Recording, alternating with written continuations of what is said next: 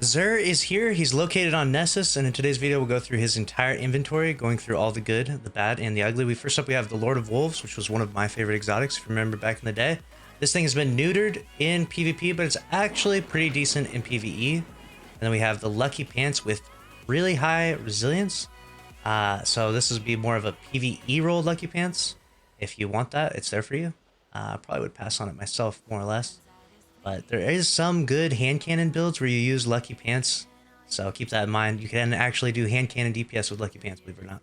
We have Antaeus Wards, 65 stat roll with decent recovery and discipline. Mobility is a little bit of throw. That's a decent roll of the Antaeus Wards, and actually one of the stronger exotics for your Titans.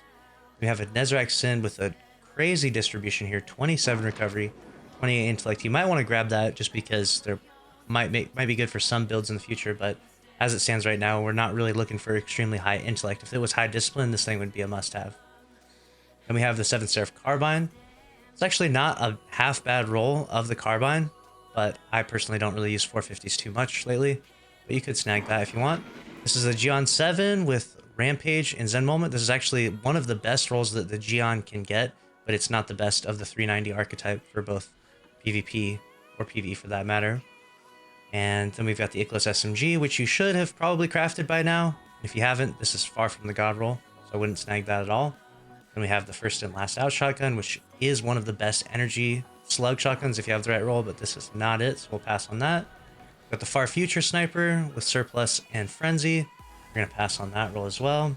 An Honor's Edge Sword with Relentless Surrounded. It's a pretty average roll. And a Quick Fang with Fresh on guard. We'll pass on that as well. As far as the armor goes, we have a 63 stat gauntlet, which is pretty solid. High mobility and high intellect, so maybe pass because we don't really need the intellect. Then we have a 66 stat chest for the hunter, which is 24 resilience. That's pretty crazy. That's a really good PvE roll right there. And then we have a helmet with 58, so we'll pass on that. And then a pair of boots with 61. That's a decent pair. A little too high on the intellect, so we'll probably pass on that. We'll go over the armor for the Titans and Warlocks in just a moment. First, we have a HAWKMOON with Quick Draw. We're going to pass on this. Not the best roll of the HAWKMOON. And then a Dead Man's Tail with Killing Wind is also a pass.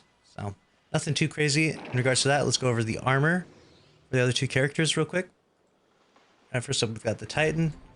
We've got gauntlets at 64 with 10 mobility. We'll pass on those. We don't want that mobility. We've got high resilience, high strength, 66 stat chest. That's a pretty good chest for PvE.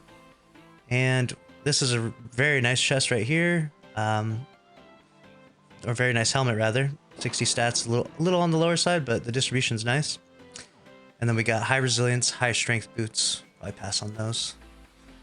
And then we've got the Warlock gauntlets with 20 intellect. We'll pass on the 20 intellect. 24 mobility chest with 58 stats. We'll pass on that. 58 helmet is a pass. And then wow, these boots are insane. 30 resilience and 15 discipline. That's probably the craziest pair of boots I've seen Xur sell a long time. The no recovery kind of hurts for the Warlock, but that's still a really solid pair of boots, and I would definitely suggest grabbing those. Let me know what you'll be grabbing. Comment down below. Make sure to subscribe if you want to stay up to date on all the news in Destiny 2. Smash the like button. I'll see you in the next one. Later.